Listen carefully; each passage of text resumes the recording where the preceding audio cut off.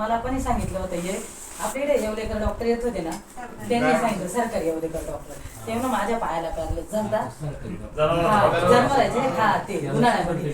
मग ते म्हणे मॅडम तुम्ही औषध घ्या. मला कमरात मी असं उठता बसताच नव्हती, एवढं घर झाडेपर्यंत मी 3 वेळेस खाली बसायचे, एवढा त्रास होता. मी उगलेकडे 2 वर्ष ट्रीटमेंट केली, सांगलीकडे 2 वर्ष ट्रीटमेंट केली, इकडे ते नांदूरला जात होते, तिकडे त्या बाबाकडे 2-3 महिने ट्रीटमेंट. काही कुठला काही फरक नाही, काहीच फरक नाही जाणवला. हा नंतर मग मला हे प्रॉडक्ट ज्यावेळेस येवलेकर डॉक्टरनी दिलं ना, मग मी ते घेतल्यावरती मला याचा रिझल्ट 7व्या ते 8व्या दिवशी जाणवला. 7व्या-8व्या दिवशी जाणवला. मग त्याच्यानंतर मी ते घेतलं, 1 महिना कंटिन्यू घेतलं. मला डायरेक्ट 80 ते 90% रिझल्ट आला.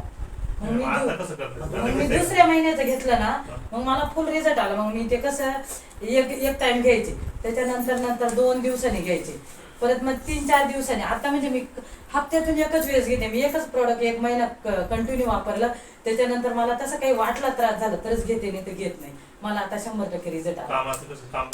काम कंटिन्यू, मी रोज उठतात कामाला या बाहेर एक दिवस 6 महिने घरात होते, 6 महिने कामाला जात नव्हते, घरात होते. आता मी कंटिन्यू उठतात कामाला जाते. किती दिवस खाल्लं मी 2 प्रॉडक्ट खाले, आता तिसरं 2 महिने खाल्लं मी, असं 2 महिने कंटिन्यू खाल्लं आणि आता तिसरं चालू केलंय. ते आता मी किती 4-5 ते 6 दिवसांनी खाते. आता मला काही ते रोज खायची गरज नाही, हप्त्यातून 1 वेळेस किंवा 2 वेळेस खाते. असा त्रास जाणवला तर, नाही तर त्याचा आता मला कमीत कमी 100% रिझल्ट आलाय. जास्त ओव्हरलोड काम केलं तर मग त्रास झाला तरच, नाही तर मग म्हणजे होतच नाही. पण झाला लय ओव्हरलोड झाला असं आपल्याला लावण्याचं काही काम आलं तरच घ्यायची गरज. ते घेतलं का मग